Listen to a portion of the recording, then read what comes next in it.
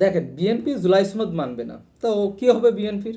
তারা এই নিয়ে হাইকোর্টে অলরেডি একটা রিট হয়েছে, হাইকোর্টের রিট পিছাবে, এইভাবে কি হবে, বছরের পর বছর যাবে, বিএনপি বলবে কি যে হাইকোর্ট থেকে একটা রায় আসুক, একটা আইনে একটা ভিত্তি আসুক, বা সংবিধানের ভিতরে আর ভিত্তি আসুক, এইভাবে কি হবে, আলটিমেটলি এটা খুবই গড়াতেই থাকবে। কিন্তু এই জুলাই সনদ বাস্তবায়ন হবে না। বিএনপি মানুষরা কি করবে, এমন একটা ন্যারেটিভ বা এমন একটা যুক্তির সামনে রেখে তারা তাদের সরকার সামনের দিকে এগিয়ে নিয়ে যাবে, বা সরকার আলটিমেটলি চালাতে থাকবে। এবং ইতিমধ্যে তাদের অন্যতম একজন মন্ত্রী তিনি কি বলছে, যে সব গণভোট টোট কিছু না, এর কোনো ম্যান্ডেট নাই। শোনেন, গণভোট গণভোট বলে কিছু নাই, গণভোট বলে কোনো আলোচনার বিষয় নেই। এটা ওখানেও কোনো এজেন্ডা ছিল না, এখন গণভোটের কোনো এজেন্ডা নেই। তো এইভাবে তারা ন্যারেটিভ তৈরি করতে থাকবে। অলরেডি সংবাদ মাধ্যমের গড়া বা ত্রুটি তারা চেপে ধরছে। এই যে দেখেন যে এখন টিভির 4 জন সাংবাদিককে ইতিমধ্যেই তাদেরকে জোরপূর্বক ছুটিতে পাঠানো হয়েছে। এবং নির্বাচনের সময় আমরা দেখি যে নির্বাচনের ভিতরেই আমরা দেখছি যে গণমাধ্যমের একটা কু হয়েছে, বা গণমাধ্যম বিশেষ একটা দল বা বর্তমান যে দল, সরকারি দল, তাদের পক্ষে হয়ে কথা বলছে। এটা বাংলাদেশের সবাই জানা। আলটিমেটলি কি করছে, গণমাধ্যম তাদের পক্ষে নিছে। এবং এখন রাজনৈতিক ময়দানে বা টকশোতে অনেক সরকারের পা চাটায়, যে মাসুদ কামালের মতো অনেক ব্যক্তি আছে যারা, তারা সরকারের হয়ে এখন গুণগান গাবে, তারা টাকা খাবে এবং তারা অনেক ন্যারেটিভ তৈরি করবে এই সরকারকে। মনে রাখবেন, একটা সরকারকে ফ্যাসিস্ট বানানোর পিছনে সবথেকে বড় দায়ী থাকে গণমাধ্যম এবং এই সাংবাদিকেরা। তো এরাই ন্যারেটিভ তৈরি করে, এরাই বিভিন্ন রকম লেগাসি তৈরি করে কি করে, সরকারকে স্বৈরাচার হতে বাধ্য করে। তবে বিএনপি যেভাবে আগাচ্ছে, বিশেষ করে তারেক রহমানের যে মুভমেন্টগুলা বা তার যে পদক্ষেপগুলা, আলটিমেটলি বাংলাদেশের রাজনীতিতে পজিটিভ সাইন দেখা যাচ্ছে। তো ভবিষ্যৎ কী হবে জানি না, তবে বিএনপির শীর্ষ পর্যায়ের কিছু নেতাকর্মী, তাদের হয়তো চিন্তাধারা, তাদের কথাবার্তায় এমনই ফুটে উঠছে যে তারা হয়তো ক্ষমতায় উঠছে আর এখান থেকে নামবে না। তবে ইতিহাস খুবই ভয়ঙ্কর, ইতিহাস বারবারই রিপিট হয়, এটা সবাইকে মনে রাখা উচিত।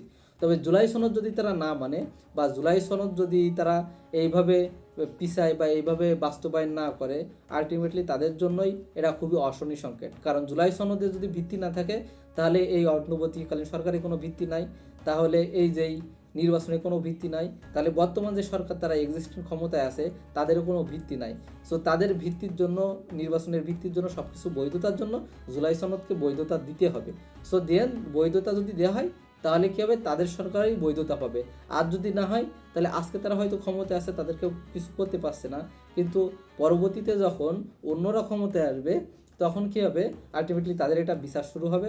এবং এর থেকে কী হবে, যে হয়তো উপরে পর্যায়ের নেতাকর্মী যারা দেখেন, বিএনপির যেসব উপরে পর্যায়ের নেতাকর্মী আছে, তারা কি করবে, যে অনেকেই এতদিন যাবৎ বিদেশ ছিল বা তারা অনেক ধনী, তারা বিদেশ চলে যাবে, সেখানে আরামায়ের জীবন কাটাবে।